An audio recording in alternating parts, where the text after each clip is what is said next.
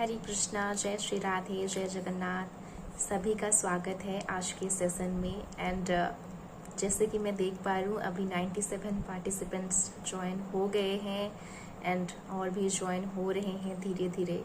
And आप लोगों को आज पता है आज की टॉपिक क्या है, life lesson from Devi Parvati. And उसके बाद हम और भी कुछ चीज़ों के बारे में, प्रैक्टिकल चीज़ों के बारे में डिस्कस करेंगे, कुछ और शक्ति के बारे में भी बात करेंगे। तो हाँ जी, सभी को मेरी ओर से हरि बोल, हरे कृष्णा, जय श्री राधे। तो हमें एक्चुअली क्या सीखना चाहिए, सभी को माँ पार्वती से क्या सीखना चाहिए, इस बारे में आज हम थोड़ा सा विस्तार से बात करेंगे। आप सभी को पता है सती की कहानी क्या थी, स्टोरी क्या थी। एंड जब दक्ष प्रजापति ने महादेव का अपमान किया था तो उस वक्त माता सती ने किस प्रकार से अपने शरीर को त्याग किया था अपने ही योगाग्नि से। एंड इसके बारे में सभी को पता है और ज्यादा विस्तार करने की जरूरत नहीं है। जब दक्ष प्रजापति बार बार शिव जी की अपमान कर रहे हैं, वो माता सती साध्वी नारी जो कि स्वयं आदि शक्ति हैं, अपने पति के अपमान को सह नहीं कर पाते हैं। एंड वो अपने शरीर को धिक्कारते हैं कि ये मेरा कैसा शरीर है, एक ऐसे पिता से निकला जो पिता की मेरे पति का बुराई, मेरे पति का निंदा, मेरे पति को अपमानित कर रहा है।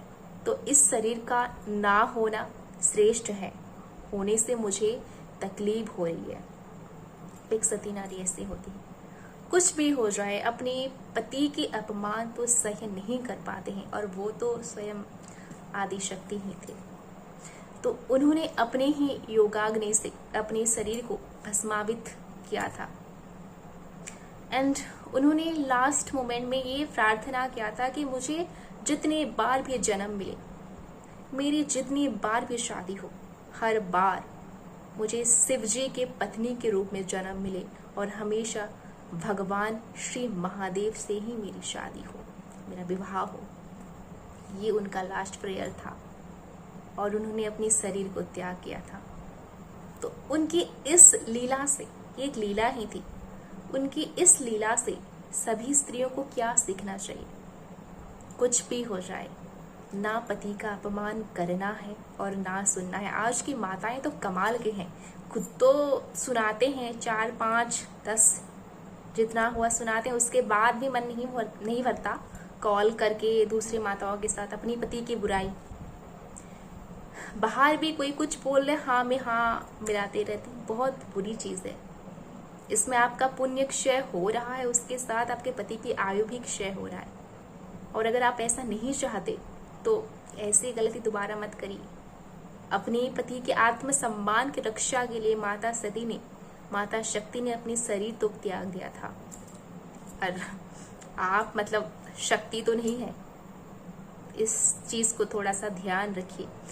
अगर आपको लग रहा है कि आपके पति सही नहीं है, गलत है, तो अपमान ना करके उस जगह से जहां पर आपके पति की अपमान हो रहे, उस जगह से शांति से चले आइए। और अगर आपके बस में है तो सुधारने की कोशिश करिए। और अगर गलत नहीं है तो कोई क्वेश्चन ही नहीं उठता कि अपमान करो या सुनो या सुनने दो, क्वेश्चन ही नहीं उठता। ओके, ये थी फर्स्ट पॉइंट। तो अभी हम सेकंड चीज के बारे में बात करेंगे, उनकी लाइफ की दूसरे सीख के बारे में। माता सती अपने शरीर को त्याग करने के बाद वो पार्वती बन के जन्म लिए, शैलपुत्री बने। एंड उसके बाद शिवजी से जब उनका विवाह हुआ, शिवजी का टाइम आया कि जैसे हर पति अपनी पत्नी को कुछ गिफ्ट करते हैं आफ्टर मैरिज, तो वैसे ही शिवजी का भी ध्यान आया कि उनको पार्वती जी से कुछ देना चाहिए उनको। एंड पार्वती जी भी मांगते हैं कि महादेव मुझे आपसे कुछ चाहिए। मतलब मेंटली प्रिपेयर हो जाते हैं महादेव की, हाँ अभी नई नई शादी हुई है, शायद कहीं घूमने फिरने का मन होगा, कुछ चाहिए होगा। तो शिवजी भी मेंटली प्रिपेयर हो जाते हैं। एंड आपको पता है उस वक्त पार्वती मैया शिवजी से क्या मांगते हैं। पार्वती मैया शिवजी से बोलते हैं, मांगते हैं कि मुझे उनकी कथा सुनाइए जो आपके आराध्य हैं। मुझे उनकी कथा सुनना है जिनकी चिंता आप करते हैं। आपके भगवान की कथा जो कि परम पिता है, उनकी कथा सुनना है।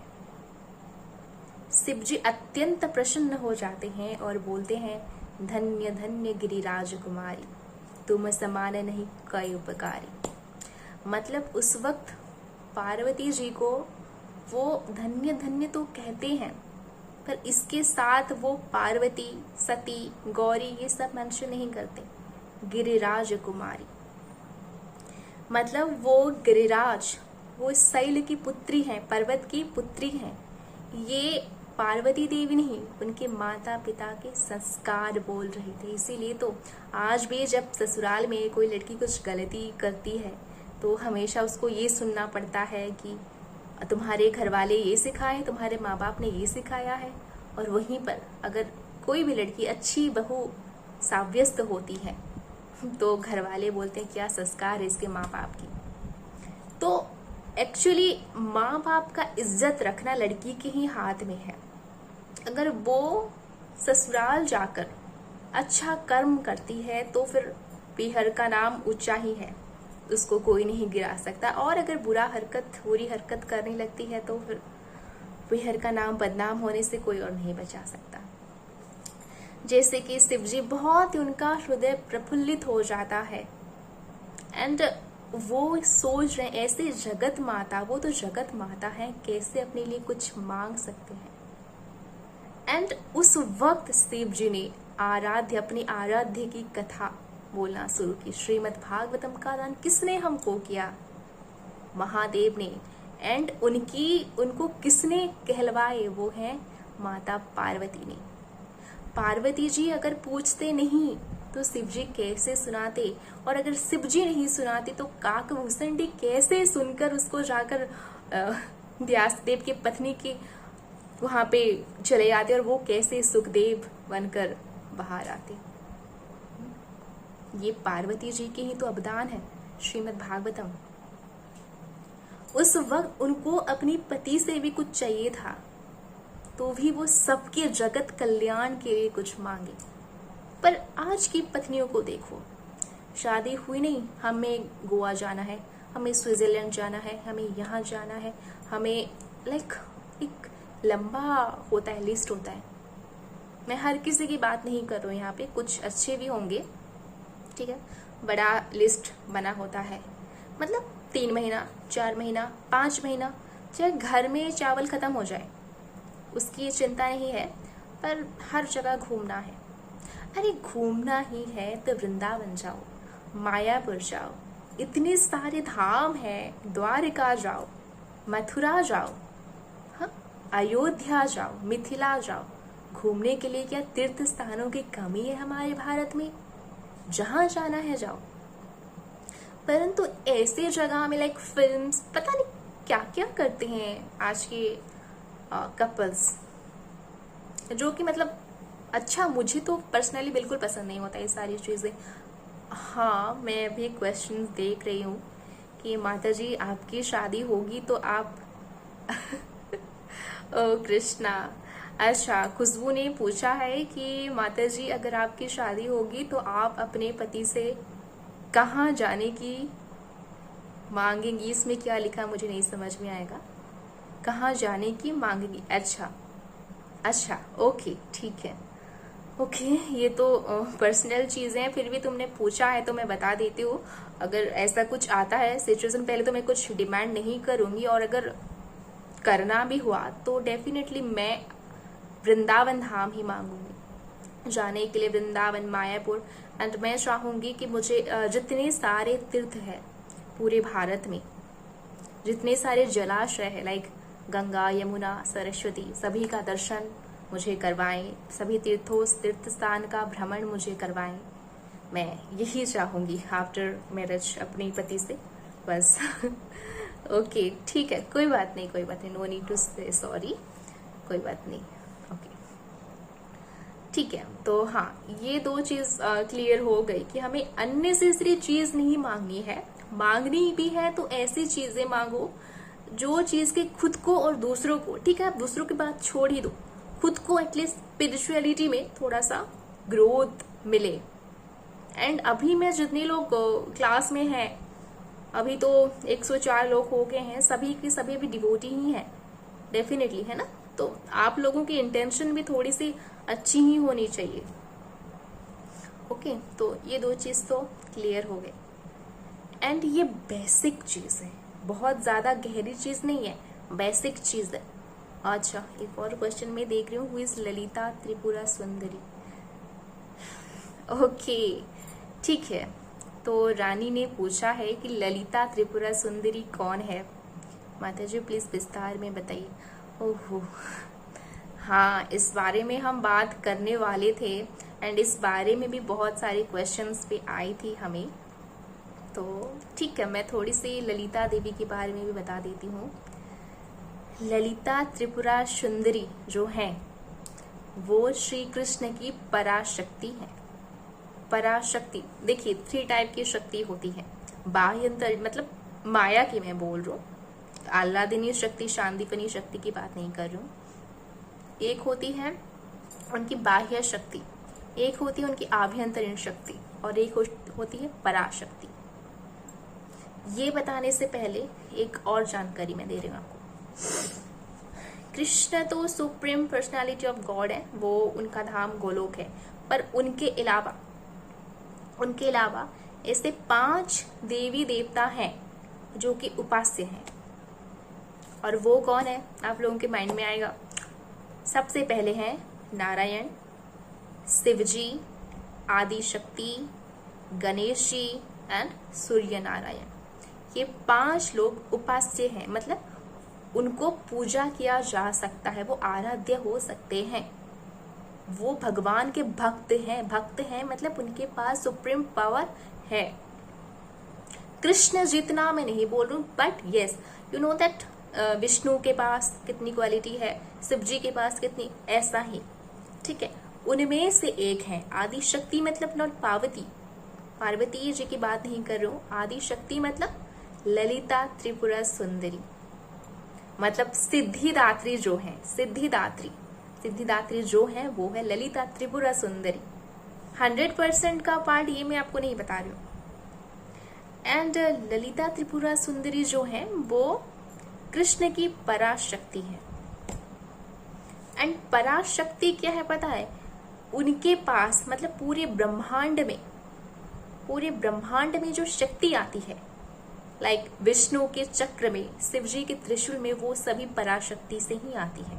वो सभी शक्तियों के स्रोत हैं। हाँ, वो राधा रानी के अंश हैं, पर जैसे कि हम कृष्ण के बाद कौन हमारे लिए उपास्य है, वो जैसे कि विष्णु है, विष्णु भगवान है, उसी प्रकार राधा रानी के बाद अगर कोई उपास्य है वो है ललिता त्रिपुरा सुंदरी। और ललिता त्रिपुरा सुंदरी जो है वो हमेशा द्वापर युग जब भी होता है, ललिता सखी बनकर श्री राधा रानी के साथ लीला करते हैं। ब्रह्मांड पुराण में ये बताया गया है। ठीक है, मैं आपको कुछ चीजें बता दे रही हूँ माँ ललिता के बारे में, ताकि इस बारे में काफी चैट भी मैं देख पा रही हूँ। सभी के क्वेश्चंस के आंसर देते हुए मैं थोड़ी बहुत इनकी कथा भी बता दे रही हूँ। तो आप सभी को पता है कृष्ण और कृष्ण अच्छे फ्रेंड थे, अच्छे दोस्त थे। एंड एक बार अर्जुन का मन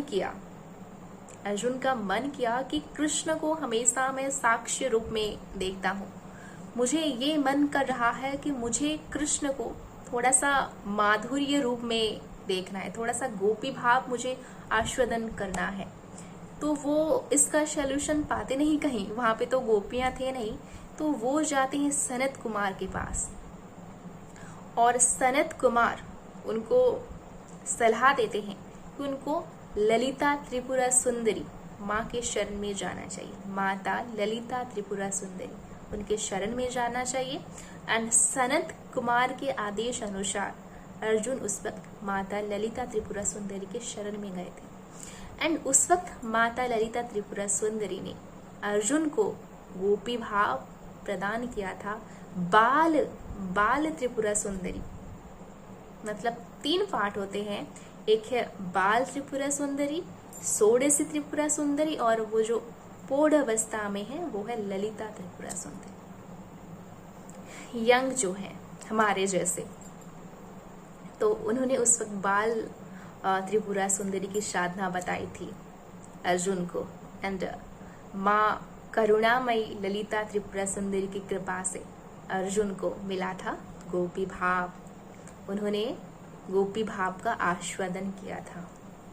ललिता त्रिपुरा सुंदरी हमें कृष्ण देने में, कृष्ण के लिए भक्ति देने में संपूर्ण समर्थ है। संपूर्ण समर्थ, मैं थोड़ा बहुत नहीं बोल रहा हूं, संपूर्ण मतलब संपूर्ण। अगर आप निष्काम भाव से अगर माता पराशक्ति को ध्यान करते हो, उनकी आराधना करते हो, तो वो आपको कृष्ण तक पहुंचा देंगे। जैसे शिवजी की आराधना करने से निष्काम भाव से वो कृष्ण तक पहुंचा देते हैं, उसी प्रकार अगर आप 5 जो उपास्य हैं, इतने लोगों की मैं बात बोली, नारायण, विष्णु, गणेश जी, आदिशक्ति, सूर्य नारायण, इन 5 उपास्य देवी देवताओं की अगर आप आराधना करते हैं, उपासना करते हैं, तो वो आपको कृष्ण तक पहुंचा देंगे। क्योंकि ये सब कृष्ण के ही प्रतिनिधि हैं। प्रतिनिधि मतलब बहुत ज्यादा फर्क नहीं है उनमें। कृष्ण ने सारा का सारा पावर इनको ही दिया है ना, क्योंकि भगवान कभी खुद नहीं आते। एंड वो भगवान बोला जा सकता है उनको, ऐसा नहीं है। आज भी हमेशा लॉर्ड शिवा, लॉर्ड नारायण ऐसा बोला जाता है ना, वो लोग भगवान ही है, बहुत ज्यादा फर्क नहीं है उनमें। तो मैंने एक लीला बताई आपको माता ललिता त्रिपुरा सुंदरी की। एंड नित्य, अगर आप मायापुर जाओगे नित्यानंद कुटीर में, तो वहां पे नित्यानंद महाप्रभु भी माता ललिता त्रिपुरा सुंदरी की आराधना करते थे। उनकी हमें प्रमाण भी मिलती है। अगर आप वहां पे जाओ तो आप जरूर देख सकते हो। एंड ये भी हमने बहुत से पुराणों में पढ़ा है, ब्रह्मांड पुराण, बहुत से साधुओं से सुना है कि राधा रानी के पिता और माता वृषभानु और कीर्तिदा सुंदरी ललिता सुंदरी की पूजा करके श्री राधा रानी को प्राप्त किए थे। हाँ, ये हो सकता है कि कल्पों का फर्क हो। कुछ लोग बोलते हैं कि शिव जी को आराधना करके, कुछ लोग बोलते हैं नारायण को करके, पर हाँ, ब्रह्मांड पुराण में ये क्लियरली मेंशन है कि ललिता सुंदरी, देखिए ललिता सुंदरी और शिव जी पति पत्नी ही है, पति पत्नी ही है। आदि शिव और ललिता सुंदरी, मैं शिव जी की बात नहीं करूँ, आदि शिव और ललिता सुंदरी पति पत्नी ही है। तो पति पत्नी दोनों की उपासना कर रहे होंगे, इसमें बहुत ज्यादा दिमाग घुसाने की जरूरत नहीं है। मैं तो कुछ लोग बोलेंगे शिव जी लिखा है, कहाँ पे ललिता त्रिपुरा सुंदरी लिखा है। दोनों, शिव जी को बुलाओ तो डेफिनेटली पार्वती माँ, सॉरी, शिव जी को बुलाओगे तो शक्ति जरूर आएंगे, शक्ति को बुलाओगे तो शिव तो आएंगे ही। दोनों ही आदि हैं, आदि शक्ति और आदि शिव बोला जाता है। तो ललिता सुंदरी जी को पूजा करते थे उस वक्त वृषभानु और कीर्तिदा सुंदरी। ये है माँ पराशक्ति ललिता त्रिपुरा सुंदरी। एंड वो भांडासुर का वध किए थे, उनका आविर्भाव भांडासुर के वध के लिए था। उससे पहले तो मतलब वो इतना ज्यादा एक्टिव नहीं हुए थे, पर भांडासुर के वध करने के लिए वो एक्टिवली युद्ध करके उनका वध किए थे। एंड उसी युद्ध के टाइम कृष्ण जो है उनके भ्राता हैं, उसी युद्ध के टाइम कृष्ण को वो आवाहन किए थे। इसी वजह से उसी युद्ध के टाइम कृष्ण ने जितने सारे अवतार लिए थे वो सारे अवतार को रिपीट किया।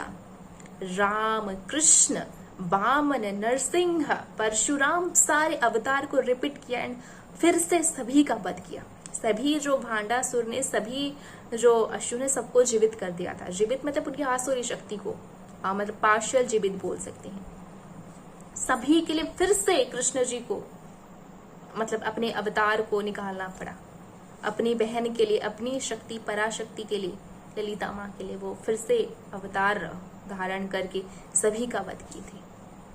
सभी के मदद से, महागणपति की मदद से, नारायण की मदद से, आदि शिव की मदद से, सभी की मदद से ललिता त्रिपुरा सुंदरी ने भांडासुर का वध किया था। और भी बहुत सारे कथाएं आती हैं उनकी, पर सारी चीज़ को तो मैं यहाँ पे बता नहीं सकती।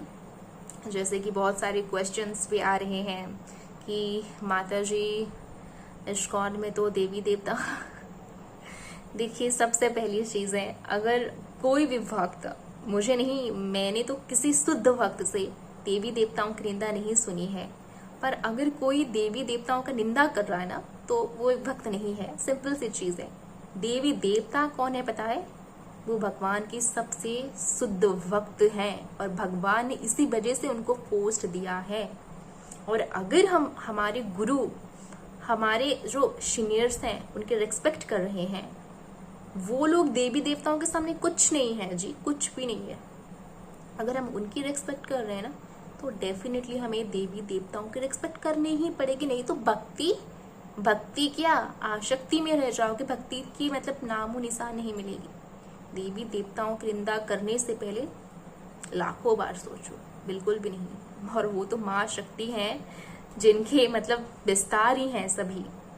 राधा रानी मतलब वैसे ही सब कुछ नहीं। राधा रानी ने अपनी पराशक्ति, अपने ललिता त्रिपुरा सुंदरी को वो दिया है आदेश भी मैं नहीं बोल सकती। मैं मतलब मुझे मेरे आवाज कंपीभूत हो जाएंगे ये बोलते हुए।